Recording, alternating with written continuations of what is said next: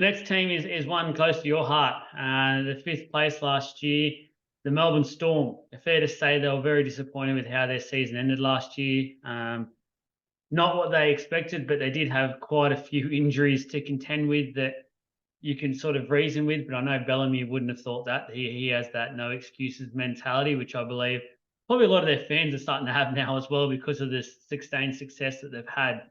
I personally like some of these signings they've got. The Elise Katoas and the Tarek Sims signing for mine is a really good one, especially to replace some of the key losses in the engine room. They also get back Cameron Welsh for mine. We talked about that earlier when long-term injured players come back. It's sort of like a new signing. That's the same thing here with Welsh. A lot of people probably forget just how good he was the year before. He was probably the best prop in the game. So it's a good addition to have come back into the team and also the captain of the club. As a fan, you can be a bit biased here. I know you try not to be, but where are you at with your Storm this year? I think I spoke to you a couple of weeks ago and you weren't too confident. So I want to echo everything you've said. I've come a little bit more positive lately, and I'll tell you why soon, without revealing too much about the other teams that we got to contend with. I think overall, why this is probably the one-off season I felt most at ease, because I think still rightfully so. We are probably one of those teams. If we win a premiership in the season, it's not going to shock the world. We're not. I'm not saying we're the ones that should be favourites, not at all. But we're in the mix, and especially because of all the past history. And it'd be stupid to doubt us. Saying that, the Edge defense last year was shocking in parts, and now we're getting rid of Kenny. We're getting rid of Felice.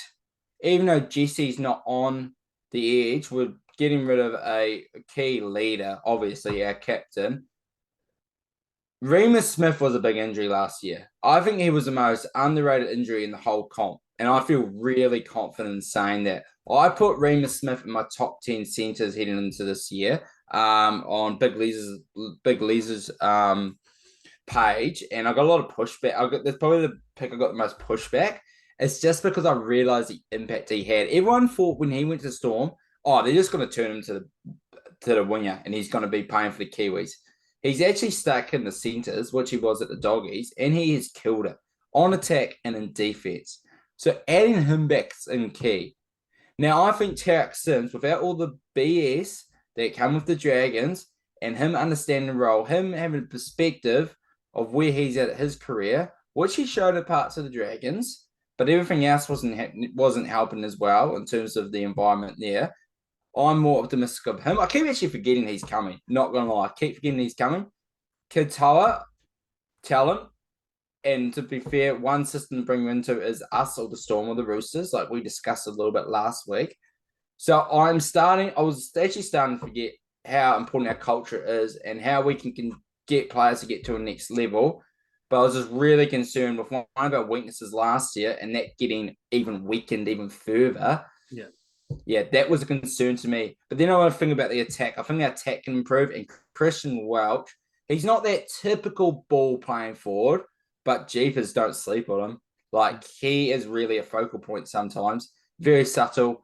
And he's an awesome leader as well. So I am talking myself into the Storm. A big reason why I'm talking myself in the Storm is when we're going to take the Panthers out of this, the Sharks, the Cowboys, the Eels are 3 teams above us at the moment. Obviously, the Roosters I kind of put with us, and I expect them to take that jump.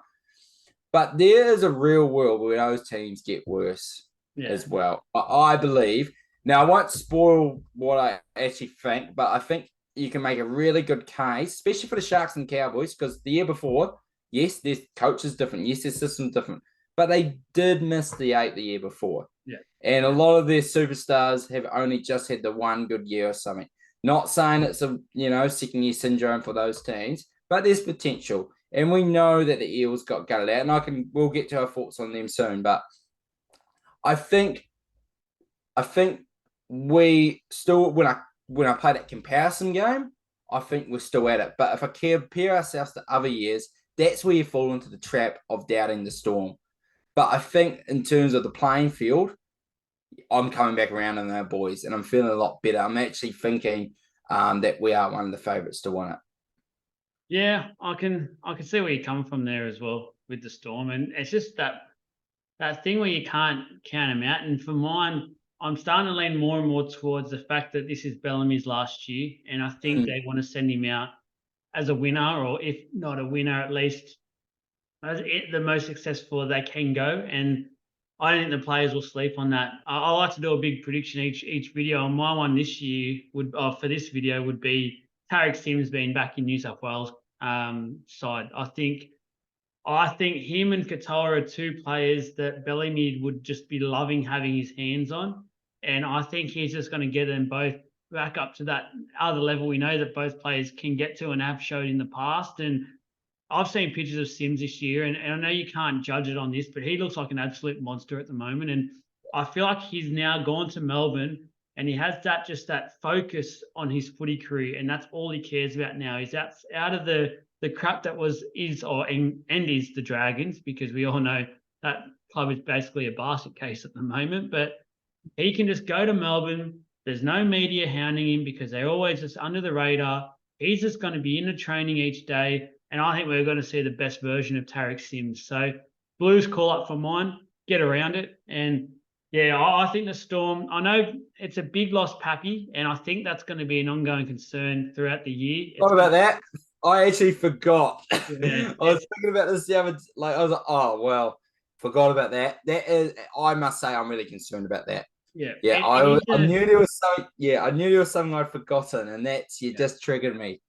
It's a concern, and it's interesting what they decide to do with this for the first 6 weeks, because we've seen last year the Munster experiment, him going back to fullback, but I don't know if he'll want to do that again this year. I think he'll want to keep the half and 5/8 together because they're so good together, and I think we'll start to see probably the young talent. I think we've seen the last weekend, and I've got a mental blank on his name, but he was showing some really good promise, and he's sort of that style of Pappy. So I think there is concern there, and I think because of the injuries coming back from, like a shattered kneecap, that is crazy, and it's going to be hard to get back 100% from that, especially confidence wise. But yeah, I like the Storm. I like to see where they're going.